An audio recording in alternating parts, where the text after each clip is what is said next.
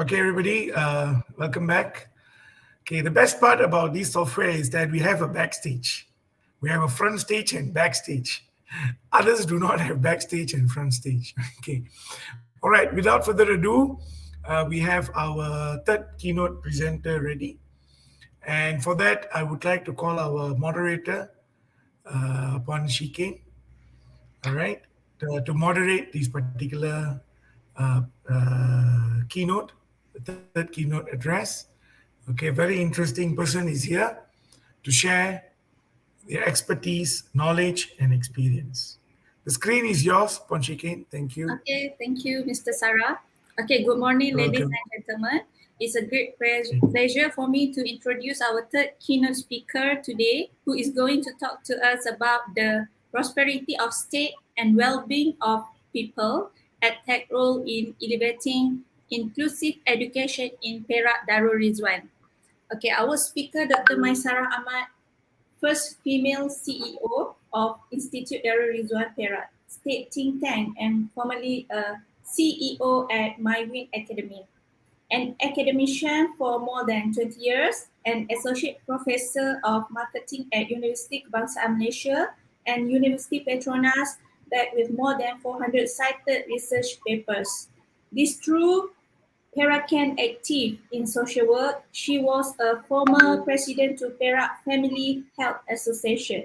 Her contribution to social entrepreneurship was recognized as she was the first to manage Yunus Center in Malaysia, a social business center that promotes social entrepreneurship and social business. So, ladies and gentlemen, please join me in welcoming Dr. Maisarah.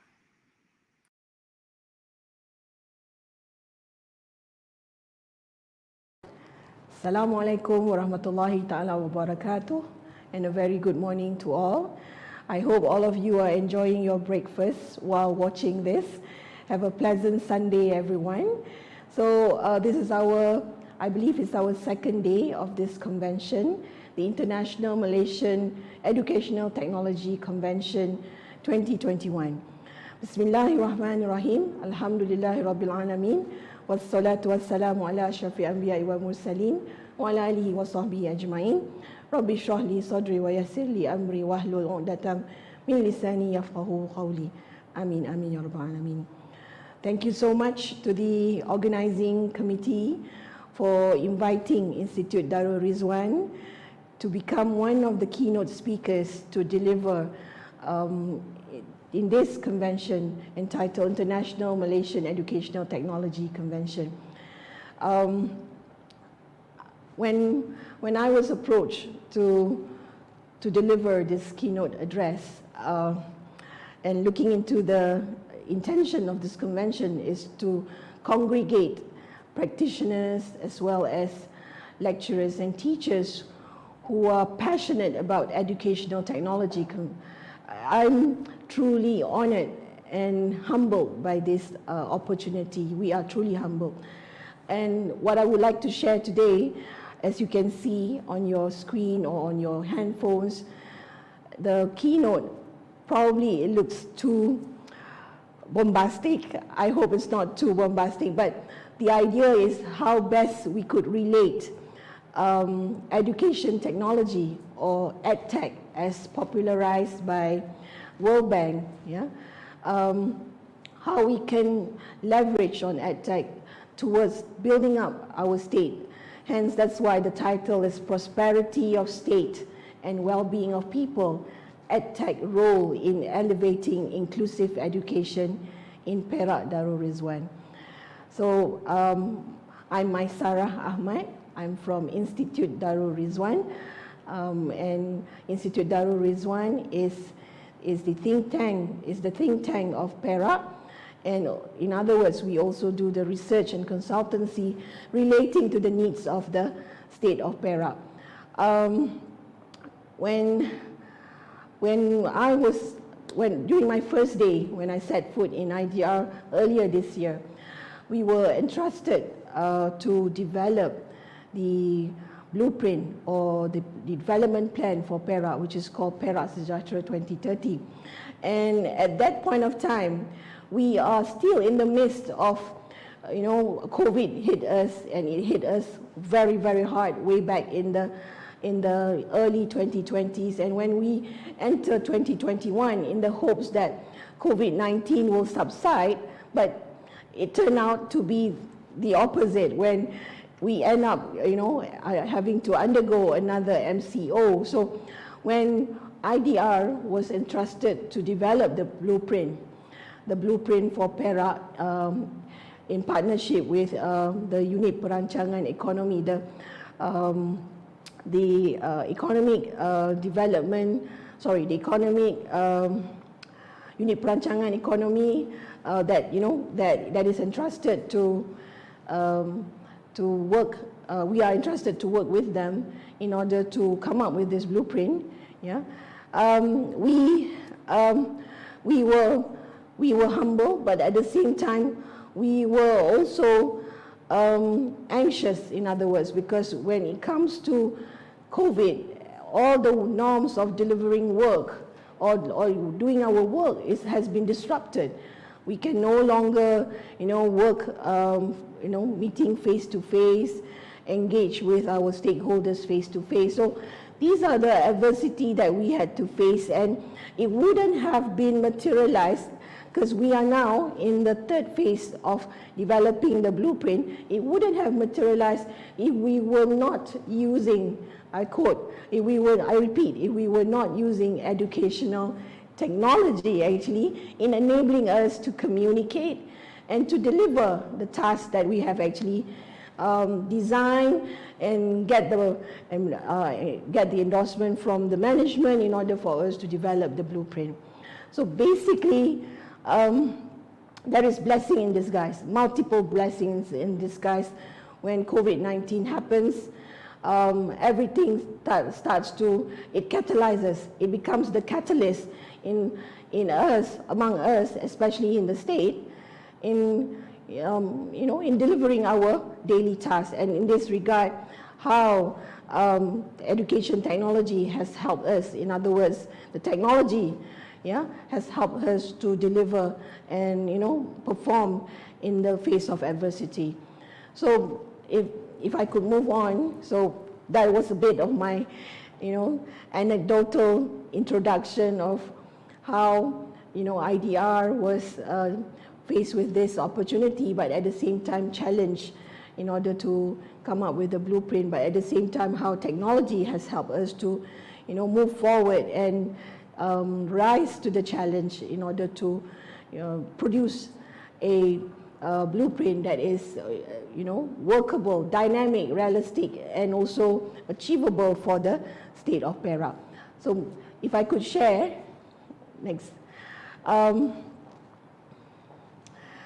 So moving forward on the VUCA, so I would like to share a bit, because when we talk about the COVID-19, right? And it is like the whole not the whole country, but the whole world was faced with this adversity. And with COVID-19, this term was developed by Mr. Matthew, if I'm not mistaken, VUCA. Talking about VUCA, just to relate to VUCA, it was introduced by Mr. Murray, not Matthew. I think I mentioned just now, I could have mentioned Matthew, or it was in my head, it was Matthew. Mr. Murray, he introduces this acronym, which is VUCA. VUCA stands for volatility, uncertainty, complexity, and ambiguity. Why do I introduce this? Why do I share with all of you today the concept of VUCA? Because this is the environment that we're facing right now. With every pandemic that the world has actually undergone, it has created a situation that is VUCA, volatile, uncertain, complex, and ambiguous. And that is what we are facing right now. So what I'm trying to bring you here is actually we're looking at the international scenario, as in what is happening from what we have gone through, which is through COVID. So volatility, if you look at it, the world of education, the moment when COVID hits, right? All schools were closed. Students were forced to stay at home, and parents were also forced to stay at home. And we had to adjust. We had no choice but to adjust with, the way of doing things. And that's how technology, and on top, most importantly, education technology has proven to be the savior of the day in order to deliver education continually to students. But there is a combination. The volatility is there, so we are uncertain as well, as in probably the internet connection is not too good. And then it is complex because it involves not just the technology, not just the equipment, but also the people. And it is definitely ambiguous. We have no precedence at all, as in what had happened to us and how we can overcome it. So that is where, VUCA is what we are facing. But right now, we have already gone through the learning curve, and eventually, in any time soon, we would approach the endemic stage. In Malaysia, in particular, with that hopefully we can, continue our journey in this education industry, or be it in any fields that you are in, for us to move forward and take what we have gone through as lesson learned. Another thing, on top of VUCA, there is another 2 additional U, which is unfair and untrusting. That's true. When we actually embark on technology using World Wide Web to actually communicate with others, social media, all the multimedia technology for us to reach out to others, there are elements of unfairness, untrusting, because people can just misconstrue what we are telling them or what we are relaying, and the untrusting environment is there because the information are massively available to everyone, right? And how do we navigate in this VUCA world? So, like it or not, we are forced to keep up with the world.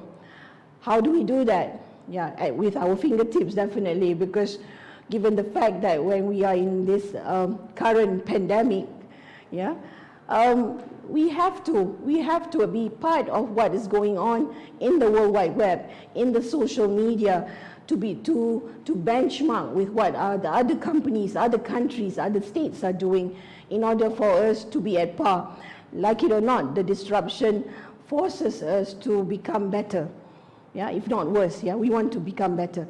And it also forces us, whether we like it or not, to unlearn,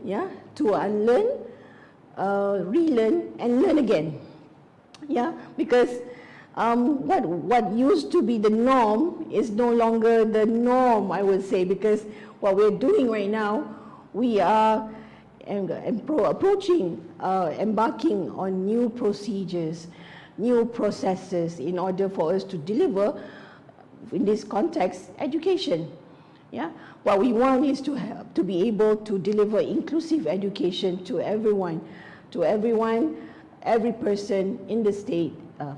And there is also, we need to move up in terms of diversity, to include, in our effort to be inclusive, we have to also embrace diversity. And among others, we have to stay agile, Stay agile by working together in order for us to overcome, to navigate this VUCA world. So smart partnership is very, very important in order for us to achieve and work towards a common goal.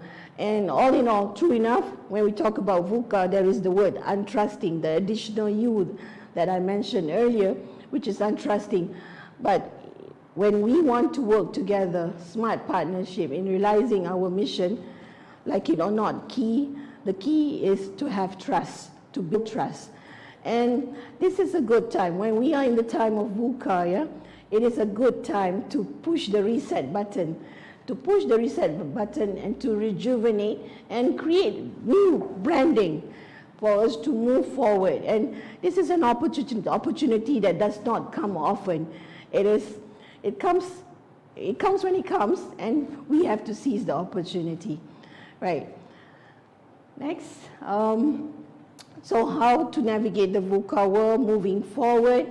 Okay, we may start to pay. This is taken from, again, Mr. Murray. Yeah. We can start to pay more attention to the world around us, be more alert, no doubt about it. With the advent of internet and all this information which are available on our fingertips, our attention span gets smaller and smaller, and we are faced with so much information clutter around us. So we need to pay more attention to the world around us, because from them we learn, and from when we learn from them, and that's how we improve in order for us to become better. Yeah.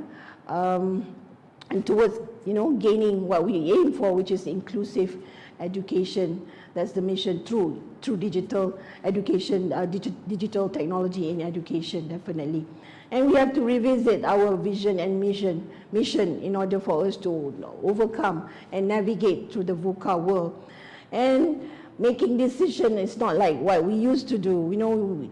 Decisions are made instantaneously because time is of essence. We need to move fast, but at the same time, when we make the decision, it has to be data-driven, it has to be fact-driven. And most importantly, we need to adopt a high level of risk management. Sometimes when we embark into programs or into activities, bearing in mind, because we are now in the state of the VUCA world, there are a lot of risks. It's not just monetary risk that is involved, but also other kinds of risks, which is like reputational risk, human risk, human factors risk, which can actually disturb or disrupt the process of us in delivering our work. And also to be able to include more advisors or into our board members, or in the case of school, probably the board of trustees, or that will be in private school, but in local schools where parents and teachers association can also play a role in order to help schools to better govern the school, the students, as well as to help the teachers. And we also need to embrace the needs of the environment. How do we position ourselves in terms of helping out in this current state of the country and as well of the world in facing climate change, and also finally examine if our organization have in place a structured system which is enable us to actually deliver our day-to-day work in a much calmer manner, instead of doing it ad hoc basis. So these are some of the recommendations that we have actually extracted from international scenario in regards to overcoming or navigating the VUCA world. It goes back to how technology can be used to take us out or navigate the VUCA. In this context, education technology can take us out from VUCA in order to elevate inclusive education that we are aiming for moving forward. So let's talk about a bit of the challenges that we have extracted from here from the publication of World Bank. So in regards to digital technologies in education, so the use of information and communication technologies in education actually can play a crucial role in providing new and innovative forms of support to teachers, students, and the learning process more broadly. And given the fact that what we are facing right now is actually the aftermath of the pandemic due to coronavirus, COVID-19, the digital technologies have become the crucial element for us to ensure that we are able to pursue our dream to have inclusive education for all. And on top of that, due to this pandemic has also led to significant losses in learning. Yes, definitely, like I've shared with you earlier, like when we were first hit by COVID-19, everybody was forced to stay at home. And we have to do our work from home. We have to teach from home. And our children had to do their learning from home, even now, but hopefully anytime soon they will start to enter schools. So hopefully we can better manage the, what we are currently facing right now.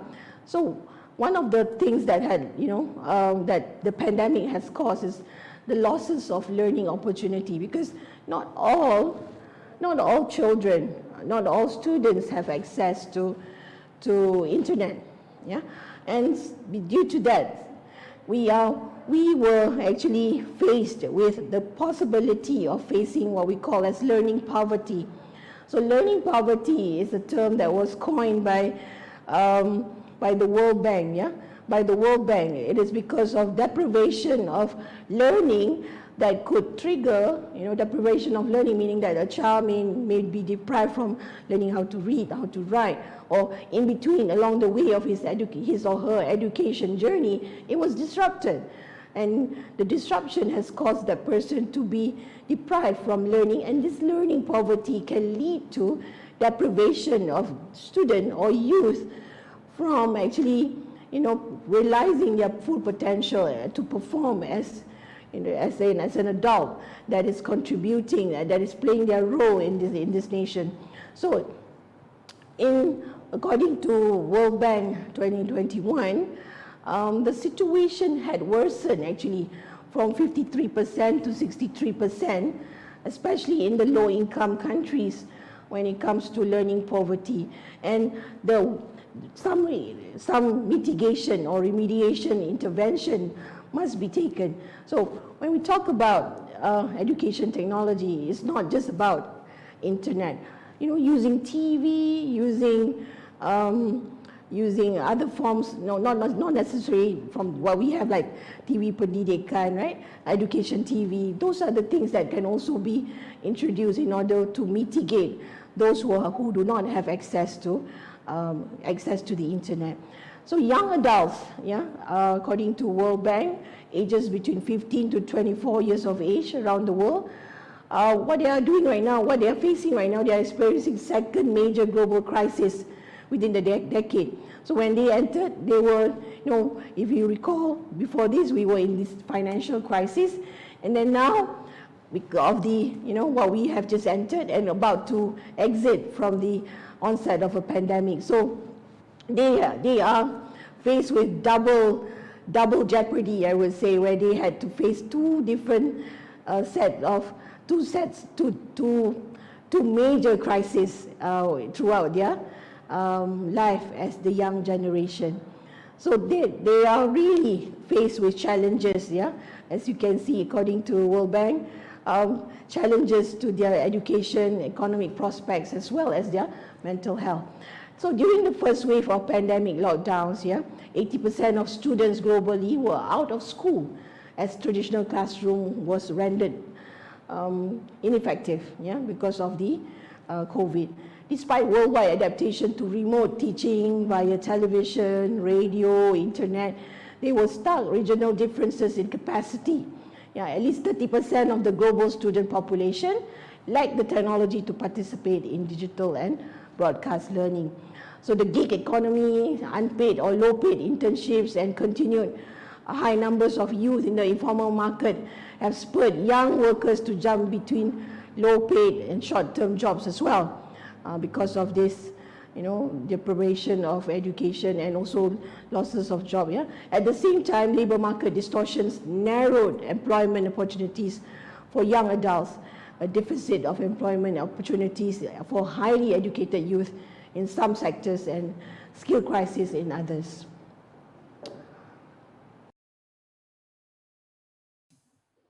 A bit more on learning poverty. So UNESCO says that more than 1.2 billion children in 186 countries were affected by school closures. And that is immense, given the fact that children are used to going to school and suddenly they are deprived from going to schools because of this global lockdown. And according to Nick Hutton, Regional Director for D2L, the creator of Bright Space Learning Management System, that education tech or ed tech adoption in Asia has lagged behind regions such as North America, compared to North America, Europe, and Australia. This is mainly due to the long-held belief that education has to be conducted in a classroom for qualification to be credible. Well, I think that sounds familiar, right? Because you always hear people say it's not the same. We need to do this face to face because when we have it online, the effectiveness is not there. So is that true? But because of the given pandemic, given crisis that we are facing, we have to actually make do and innovate and be creative in order for us to be able to deliver the same outcome or even better without having to do it like we used to do. Yeah. So, and also they're saying that the inconsistent exam, yeah, this is definitely true.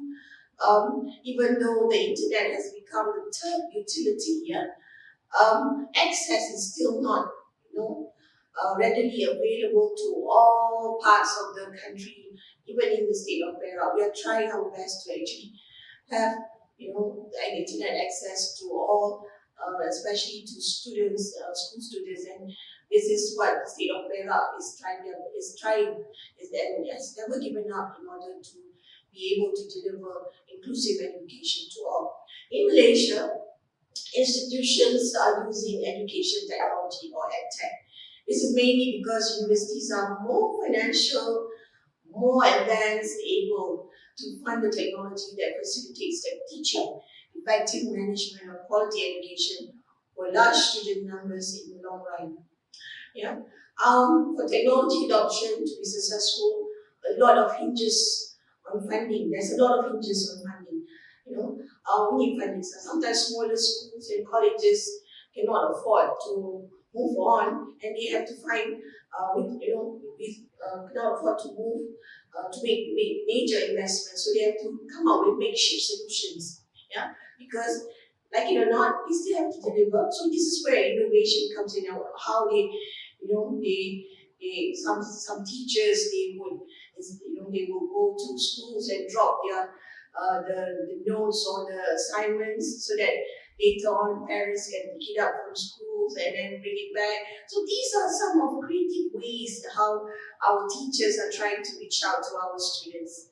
Yeah, and these are like in combination of using WhatsApp or Telegram as well as learning management platform in order to manage education delivery.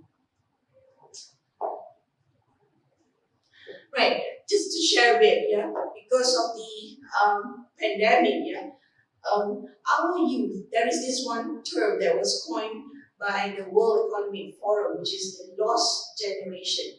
So, drawing from the learning poverty that has occurred because of the pandemic, some of our youth fell into this category as what we call as the lost generation.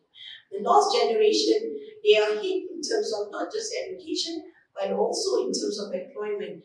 They used to be working, they used to be serving probably in the manufacturing sector, in the real estate sector, the wholesale sector, But due to this, they lost it. They lost it because of the pandemic. Things could not run as usual. They lost their jobs, and to ensure that they sustain their livelihood, that's how they embark on gig economy, short freelancing in order to meet their needs, their livelihoods.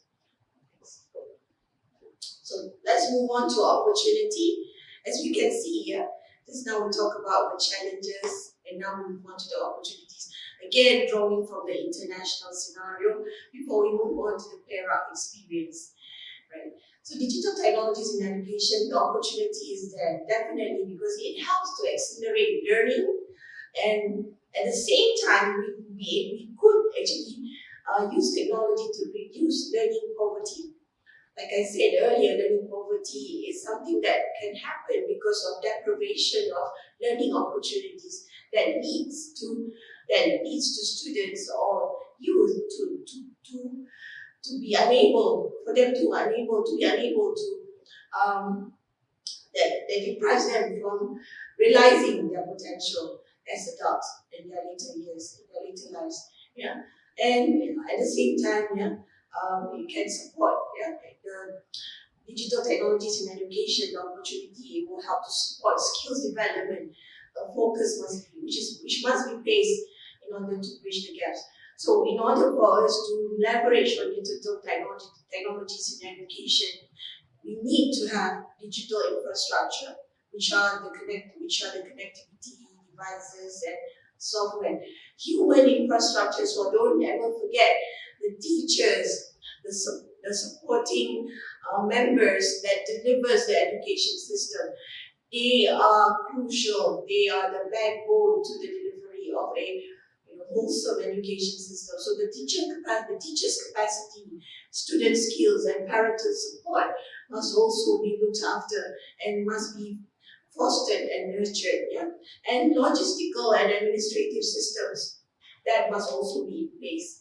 Yeah, to deploy and maintain technology and architecture needed for us to deliver education through digital technologies, that is in education. Yeah? And dual role of remote learning.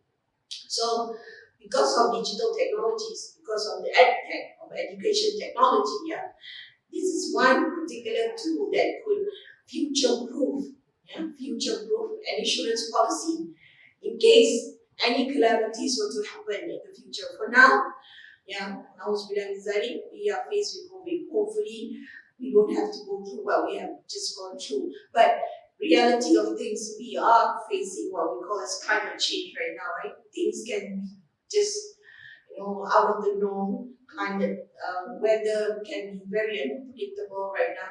So school may be closed down again, but at least because of this experience, we are now able to conduct and deliver our education, the teachings to our students without any disruption.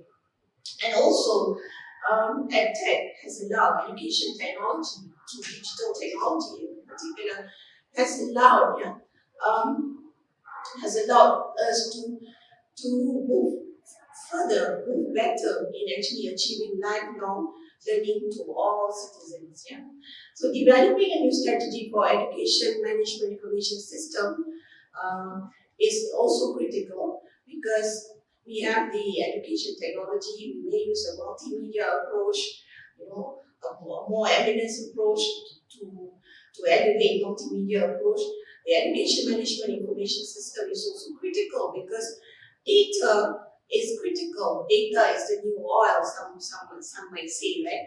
So we need to know not just how many students are using our system, but also in terms of the effectiveness of the materials that have been used.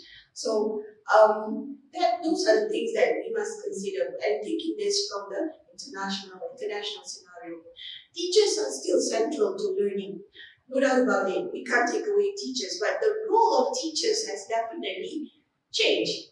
It is no longer as just a teacher, but teachers, no doubt about it, they are passionate, nurturing, right? But the role is no longer to teach, but to become more like a facilitator, mentor, coach to the students, because students are still human beings. They need to be nurtured as well. So these are the new approaches that I believe many teachers are using it as, like Cikgu Tube. He uses the YouTube to be able to engage with students, right? So talking about communities, our communities must also be ready to embrace. Because when we talk about technology, digital technologies, and education technology, in education, on top of being ready to embrace the industrial revolution 4.0, the society must also be ready. The society here means, like it or not, the teachers are key here in order to help us to build up the new society, the upcoming society that is going to take over from the current generation. So Society 5.0 is also critical here because we need to have a society that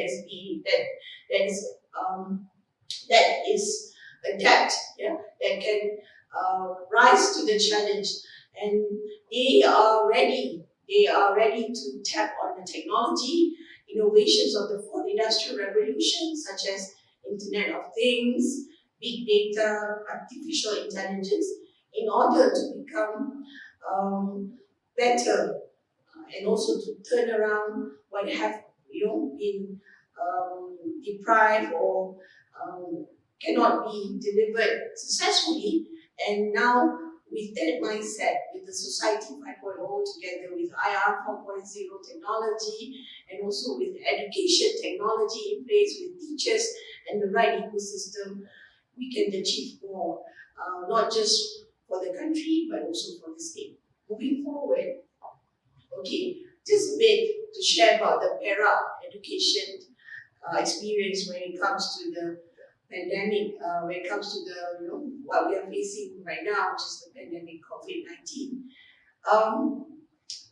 The state has beautifully, I would say, overcome, even though it is not something that is planned. Yeah, it just came, and classes were still delivered, even though students had to stay at home. The teachers and the management of our education system had actually put their blood, sweat, and tears in order for our children to be able to continue their learning education, the learning journey. So online classes was actually one of the things that had already taken place, yeah, where teachers and students as well as it has have increased their capabilities during the pandemic. And COVID-19 is a blessing in disguise, or else it wouldn't have happened. Online learning will never be as well accepted as it is now if it's not for COVID-19. And then the maximization of various teaching medium and software application that is being used by teachers, in order to in order to reach out to the students, not just through online or digital technology, but also through conventional or hybrid, what we call as the remote learning. Yeah. So social media has been included in multimedia. So multimedia is used to its fullest potential as well. So teachers are running their own initiatives to learn and use various applications and software. And government has also initiated and upgraded the state government as well in helping the schools to be able to deliver better as we embrace online classes, or what we call as PDPR, pelajaran dan pembelajaran atas talian dari rumah, PDPR, online classes, right? And this also is what we were experiencing before and still experiencing because students are still studying from home. So true enough, if we are to fully embrace on online learning, internet is a must. So internet stability, the speed of the internet is of essence. And the Ministry of Education also has maximized and developed what is called as the LIMA, Digital Educational Learning Initiative Malaysia. It's like a learning management system which was developed in partnership with Microsoft, Google, and Apple to be able to in order to facilitate the learning experience, the learning process of the students, and increase teacher skills. That's what PERA has experienced. Because of this, teachers are actually exposed to more trainings given through online. And the beauty of COVID is that now we can have trainers coming from all over the country, not just the country, but also from overseas. And because of logistics, we do not have to bring them over. So everything is enabled through digital technology, right? And also, most importantly, peer-to-peer support, where teachers are exchanging. They have like a community of practice to share, like what Tuan Haji Azman and also Dr. Suhaimi has initiated for the state of Perak. They have a community of practice, a community of practice that allows teachers, among those practitioners of educational technology, to share their experience with others, with non-education technology experts, I would say, so that others, which are the teachers, could also start to explore the use of applications that are readily available from the internet, and innovation among teachers and students, So these are also actively being done in the state of Perak, where the sharing of research findings in regards to educational technology are shared among them, among the community, in order to enhance the delivery of education. And most importantly, given what we have gone through, there must be a move for us to have a one-stop center, what we call as a center of excellence for education technology. I believe our Yang Amat Berhormat Menteri Besar and also our YB, Encik Ahmad Saidi, the EXCO that is in charge for education, is actually looking into this, how, and together with the Ministry of Education through the Jabatan Pendidikan Negeri, Dr. Suhaimi and his team, is looking into this on how best we could come up with this center of excellence in order to propel, because we can't be working on an ad hoc basis. So we need to have this center of excellence of education technology where partnership can be fostered.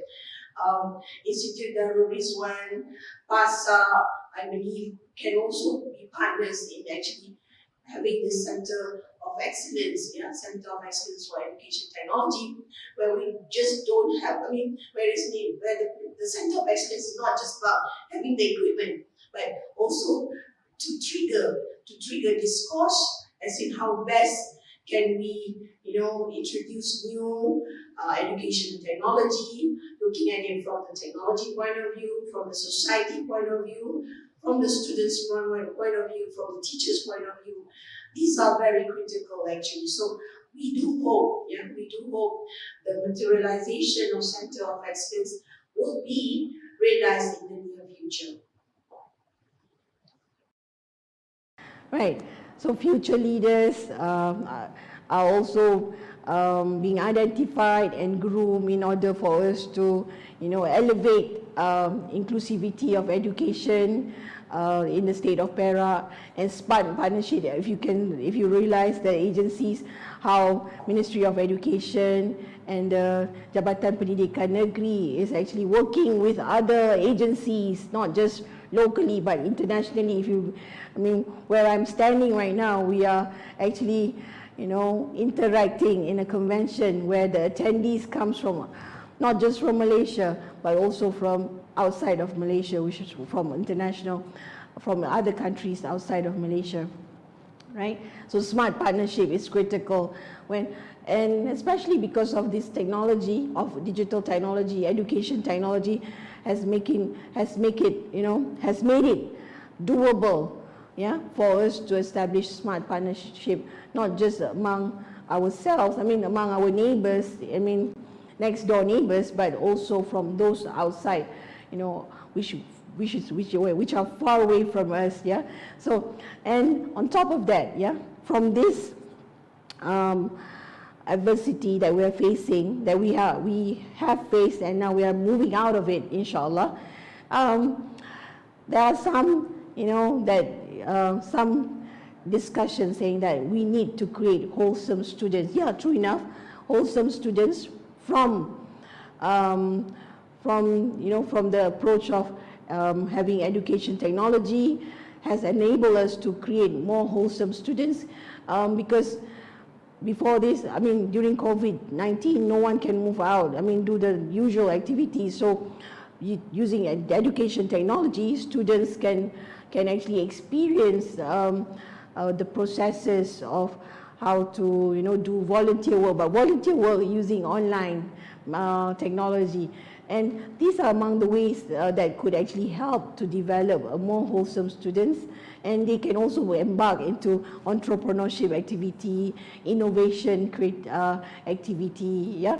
And another challenge that we need to overcome, or not to overcome, I would say, it's not really a challenge, it's more about how do we get others on board? How do we make parents understand education technology? Because there are still some, but not all, I would say, there are still some parents who are still very, it's not their fault, yeah? It is actually how we can improve our way of approaching or getting parents to be on board with this education technology.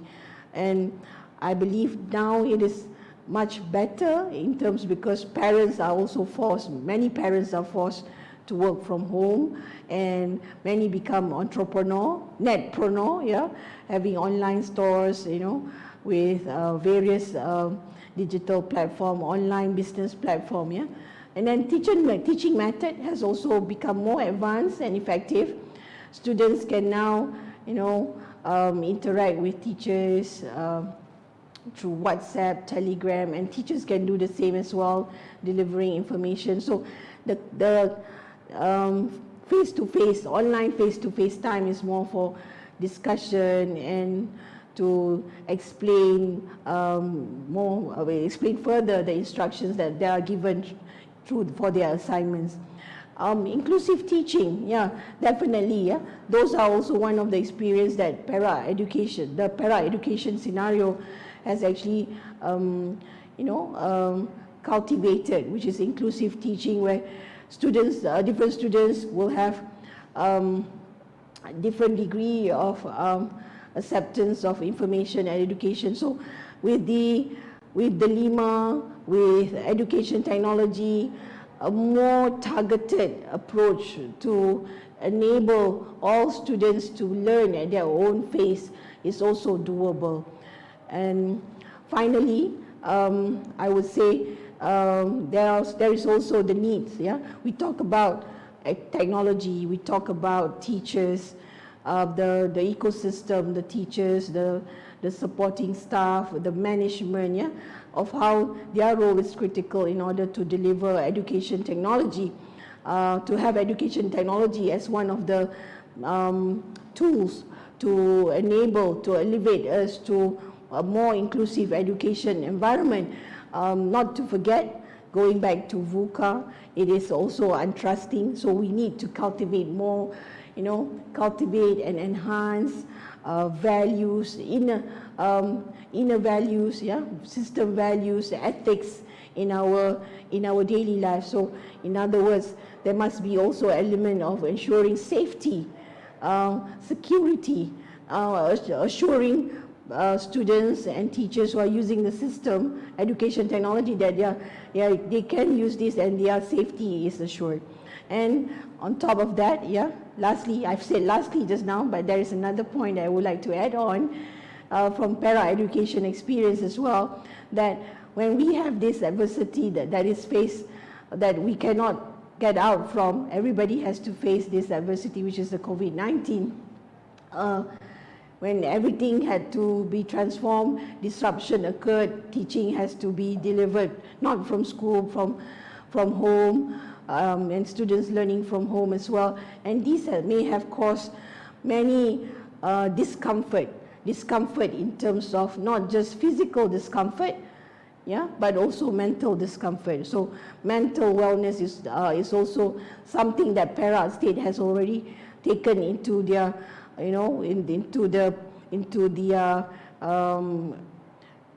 close scrutiny in order to assure that the delivery of education technology is assured in terms of its delivery, the smoothness of its delivery. So Jabatan Pendidikan Negeri Perak has actually initiated many mental wellness programs, and Institute Darul Rizwan is fortunate to be also one of the strategic partners with them in delivering webinars on helping out or sharing practices, tips, and also tips and also suggestions and advice from experts to better manage their mental wellness. Just a bit more, when we talk about education technology as a means to elevate us to become more inclusive in terms of our education delivery, I would just like to share a bit about Perak Sejahtera. We at Perak Institute Darul Rizwan, in partnership with Unit Perancang Ekonomi Negeri Perak, we are in the midst of developing the Perak blueprint, Perak development blueprint, which is called Perak Sejahtera 2030. So when it comes to education technology, it is not something that is outside from the agenda. It is part of the main foundation, one of the main foundations of the Perak Sejahtera direction, which is we must be able to embrace into digitalization, not just for the education but for other things, because it will ensure to us to have better service delivery to our students, to teachers, and to other customers and clients that the state, the Perak state, is actually currently in partnership and serving, right?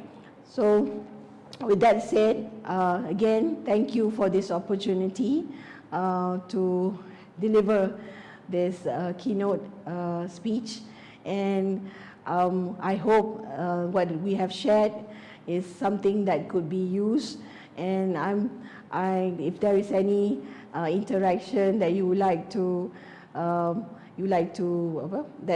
approach us, Institute Darul Rizwan, the door is always open. And with that said, that's one particular quote that I would like to share. Out of clutter, find simplicity. From discord, find harmony. In the middle of difficulties lies opportunity.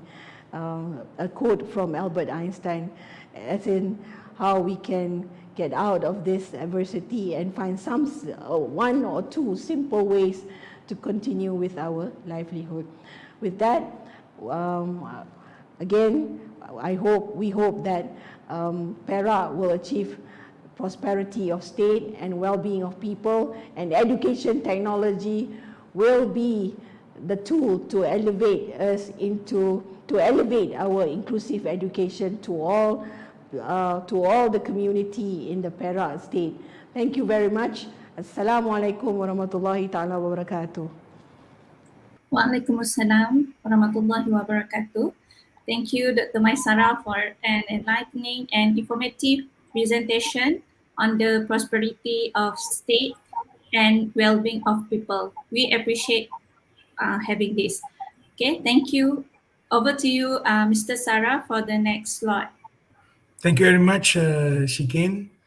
Okay, good, everybody. Okay, now, without further ado, we are not running out of schedule. We are on schedule, which is nice. I would like to invite our PTPM Meta chairperson, Professor Dr. Wan Jafar, because we're going to have AGM now, all right, shortly, anytime. All right, and all the members are invited, because the moment you attend IMEC, you're already automatically a member. So please kindly note. So any comments, questions you would like to post, you can ask the questions in the group chat.